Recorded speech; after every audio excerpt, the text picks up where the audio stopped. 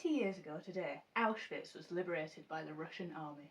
In this video, I'm going to tell you about the last days of the camp, what happened next for those people who had incredibly managed to survive. Now, Auschwitz had been built in 1940, receiving its first prisoners on the 14th of June 1940. It wasn't the first concentration camp built by the Nazis, that was Dachau, which had been operational since the 22nd of March 1933. But Auschwitz was by far the largest and most efficient factory for ending people's stories, with around 1.1 million people perishing in just under 5 years. Around 1 million of those people were Jewish, with the remaining people being Polish, Roma, Sinti, and prisoners of war of various nationalities. By mid-January of 1945, the SS guards at Auschwitz knew that the war was over for them. The Russians were closing in from the east, and the British and the Americans were closing in from the west. At this point, the goal was to hide their tracks and end the stories of as many prisoners as they could do before they were stopped.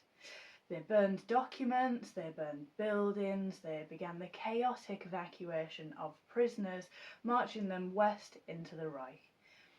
There was not really a clear plan or goal for where the prisoners were going to end up, just simply that they were not left behind at the camp to be found.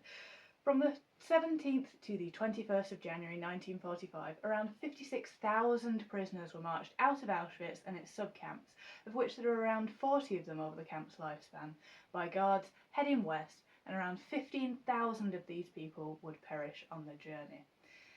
These were the healthy prisoners, while those who were too sick, too old, or too young were left behind at the camp. Now, many people who were too feeble to make the journey did so anyway because they assumed that all of the people left behind at the camp would have had their stories ended by the guards, but sadly they may have been better off staying behind, as the stragglers and the escapees were violently stopped by the guards on the marches. While those left behind were left to fend for themselves, if they managed to survive their illnesses, the malnutrition, the extreme cold, they did actually face a quicker liberation. The Russian army arrived at the three camps that made up the main Auschwitz camp on the 27th of January 1945, and they found 4,800 living prisoners, all of whom were severely undernourished, weighing between 25 and 35 kilograms, while 2,000 people had sadly succumbed to the terrible conditions that they'd been living in. The administration was taken over by the Russians, while the Polish Red Cross were recruited to help. 8 doctors, 13 nurses and 17 paramedics arrived on the 7th of February 1945. A hospital was set up and people's details were taken in order to help them find relatives and passage home to safety. Questionnaires were filled out to collect evidence of what had happened at the camp for future use in court. There were 27 babies that had been born at Auschwitz, of which 22 went on to live long lives. Of the 80 children at the camp upon liberation, sadly only a small amount of them were reunited with their families, with most of them growing up in Polish orphanages. Once prisoners were well enough to leave the camp, they were given a Red Cross identity card, a 3-day rail ticket, rations that would last 3 to 5 days, and a small amount of money to make their journeys home.